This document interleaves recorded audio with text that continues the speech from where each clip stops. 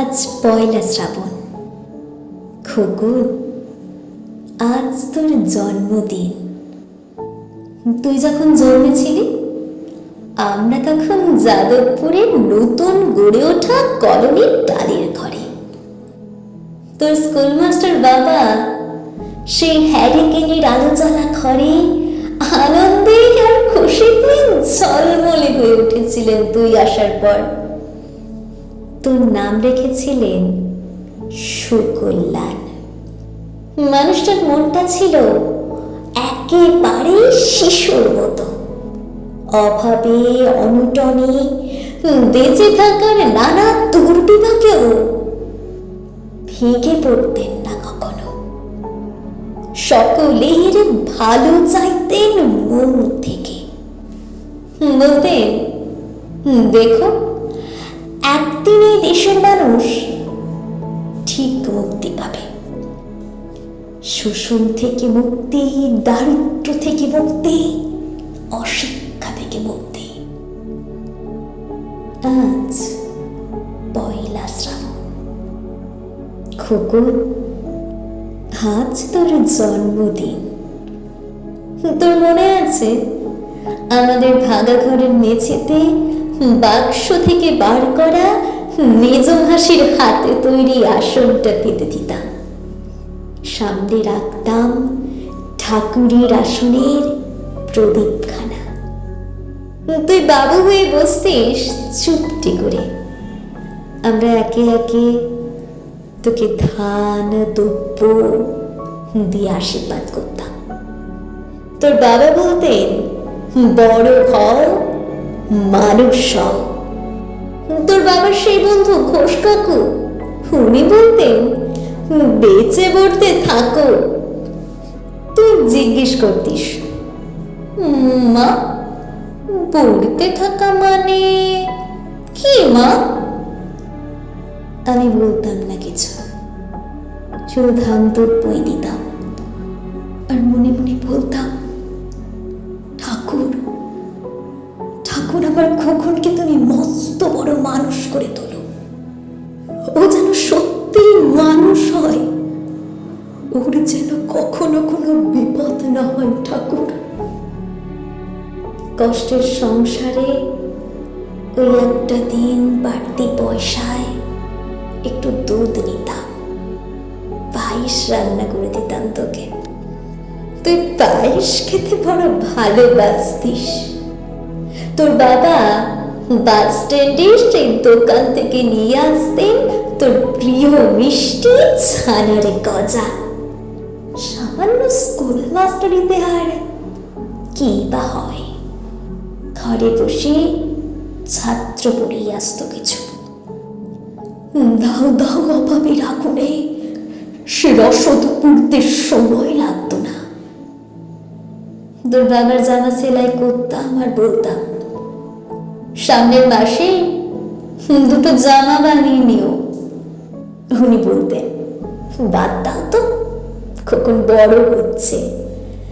ভাবছি সামনের মাস থেকে আজকের বাড়তি দুধ নেব। দুধে শক্তি বাড়ে, বুদ্ধি বাড়ে। সত্যি আর বুদ্ধি না হলে তোমার কখনো মস্ত বড় মানুষ হয়ে উঠবে কি করে? ভাবছি আরো দুটো টিউশনি নেব। ছাত্র পড়ে পড়ে মানুষটা দিনের শেষে একেবারে ক্লান্ত হয়ে যেতেন।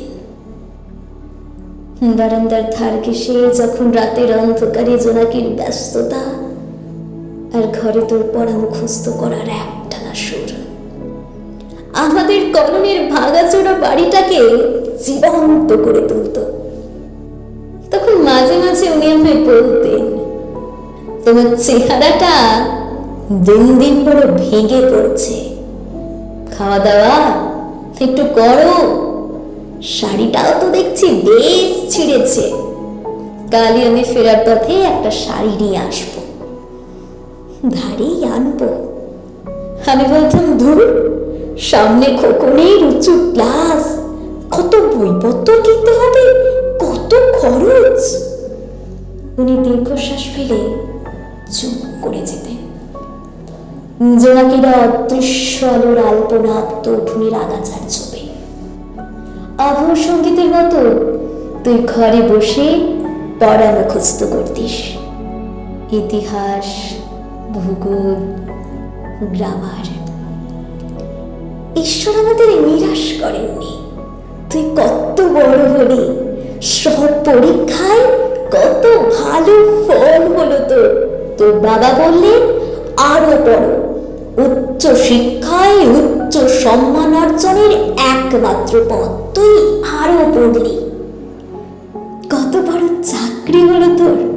তোর মনে আছে খোকন, প্রথম মাসের মাইনেতে তুই আমাদের জন্য কত কি এনে এনেছিলি? তখন তো আমরা চলে এসেছি শ্যামবাজারে তোর দোকানটা সাজানো গুছানো বেশ বড় ফ্ল্যাটে। অফিস থেকে তো দিয়েছিল।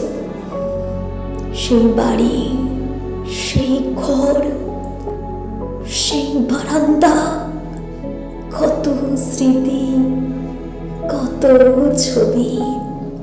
সেই বাড়িতেই তো, সেই বাড়িতে আশ্বিনের এক ঝোড়ো বিকেলে তোর বাবা যেদিন চলে গেলে তুই তোর বাবার বুকের উপরে পড়ে কাঁদছিলি হাপুস নয়নে।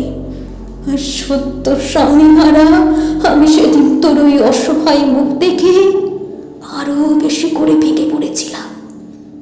তোকে বুকে টেনে নিয়েছিলাম, ছোটবেলার মতো বলেছিলাম, কাঁদিস না খোকন, আমি তো আছি। আজ পয়লা শ্রাবণ। কলকাতা থেকে অনেক দূরে মফস্বলের এই বৃদ্ধাশ্রমে আমি একেবারে একা খোকন।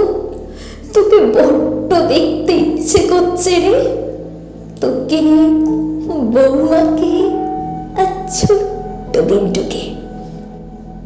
তোরা এখন কত দূরে, সল্ট লেকের মার্বেল বসানো চকচকে ফ্ল্যাটে। আজ তোর বাড়িতে নিশ্চয়ই খুব বড় পার্টি হচ্ছে, তাই না রে খোকন? অনেক লোকজন, হইচই, খাওয়া দাওয়া। খুব ভালো, খুব ভালো। আজ পয়লা শ্রাবণ। আমার বড্ড মনে পড়ছে যাদবপুরের ভাঙা ঘরের রাত্রে তোমার পাশে শুনে মাঝে মাঝে হঠাৎ খুব ভয় পেয়ে জড়িয়ে ধরতিস আমাকে। আমি বলতাম, ভয় কি রে, আমি তো আছি, মা তো আছে খোকনের। যার মা থাকে তাকে কি ভূতে ধরে? তুই নিশ্চিন্ত হয়ে ঘুমিয়ে পড়তিস আমার বুক জুড়ে। তোর এই আধুনিক সংসারে বুড়িটার একটু ঠাঁই হলো না রে।